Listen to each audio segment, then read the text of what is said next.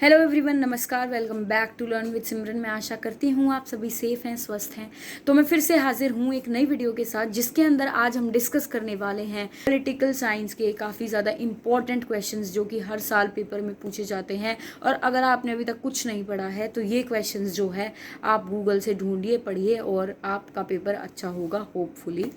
तो शुरू करते हैं क्वेश्चंस के साथ। तो जो सबसे पहला और इम्पॉर्टेंट क्वेश्चन जिसको कंसीडर किया जाता है वो है कि जो शीत युद्ध हुआ था, कोल्ड वॉर जो हुआ था, वो कोल्ड वॉर क्यों हुआ, ठीक है, उसके कारण क्या थे और कारण के साथ साथ उसके कौन कौन से चरण थे, उसके फेजेस ऑफ कोल्ड वॉर। तो हमारा फर्स्ट क्वेश्चन हो गया कोल्ड वॉर यानी शीत युद्ध। आपको पढ़ के जाना है शुरू से लेकर अंत तक, ठीक है।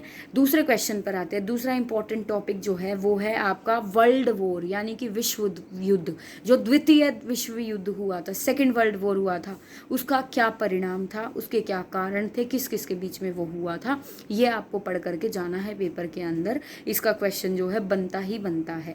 अगला क्वेश्चन हमारे पास आ जाता है कि जो कोल्ड वॉर है, हमने भी बात करी थी शीत युद्ध की, तो शीत युद्ध कैसे खत्म हुआ था, कारण क्या थे, वो तो आपको पढ़ना है। साथ में ये भी पढ़ना है कि जो सोवियत संघ था, यूएसएसआर जो था, उसका भी पतन कैसे हुआ। पर पढ़ते हैं। अगला क्वेश्चन जो पूछा जाता है 100%, वो है आपका लिबरलिज्म का क्वेश्चन। लिबरलिज्म यानी उदारवाद से आपको सवाल आता ही आता है। देखो, क्वेश्चन किसी भी फॉर्म में आ सकता है, वो आपसे कुछ भी पूछ सकते हैं क्वेश्चन में, लेकिन अगर आपको क्वेश्चन का सेंटर थीम अगर आपको पता है, अगर आपको क्वेश्चन का मूल भाव अगर आपको पता है कि लिबरलिज्म उदारवाद क्या होता है, तो आप आंसर को लिख सकते हैं ऐसे चुटकियों में। तो आप कोशिश करना कि आप उदारवाद, लिबरलिज्म तो ज़रूर पढ़ के जाओ।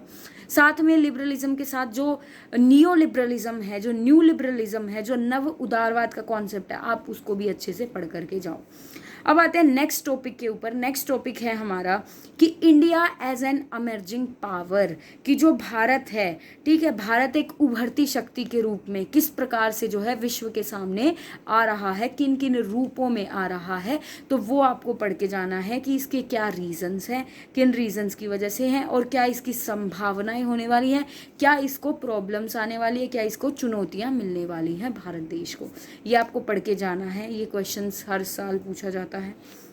अगला क्वेश्चन है कि जो इंडिया की पॉलिसी ऑफ नॉन अलाइनमेंट है, ठीक है, नॉन अलाइनमेंट जो पॉलिसी है यानी कि गुट निरपेक्ष जो नीति है भारत की, आपको वो पढ़ के जानी है कि वो जो नीति थी वो कैसी थी, उसके अंदर क्या क्या था। साथ में अगला सवाल जो मतलब आप प्रीवियस ईयर क्वेश्चन पेपर उठा के देखोगे तो आपको हर बार मिलेगा।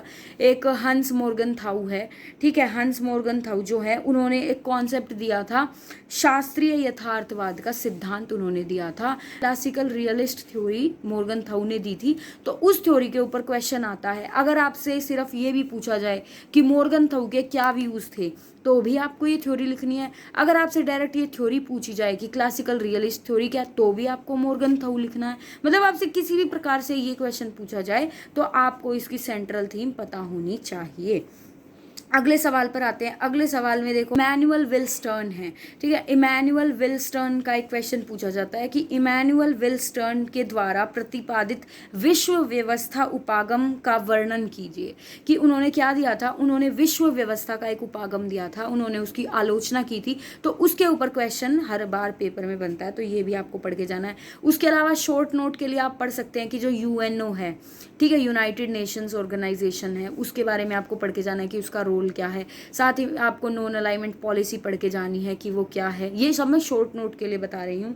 उसके अलावा आपको कोल्ड वॉर का अंत कैसे हुआ, शीत युद्ध का अंत कैसे हुआ, वो पढ़ के जाना है, ठीक है। जो नॉन अलाइनमेंट मूवमेंट था, NAM नाम, ठीक है, नाम की 21वीं शताब्दी के अंदर उसकी क्या अहमियत है, क्या उसकी क्यों वो महत्वपूर्ण है, वो आपको पढ़ करके जाना है। तो ये था हमारे पॉलिटिकल साइंस के कुछ इंपॉर्टेंट क्वेश्चन। मैंने कोशिश करी है कि काफ़ी शॉर्ट वीडियो के अंदर आपको बता सकूं। तो ये है इंपॉर्टेंट टॉपिक्स, इनको तो आप ज़रूर पढ़ करके जाएं। And all the best for your exams. Please do like, share and subscribe to my channel. Thank you for watching.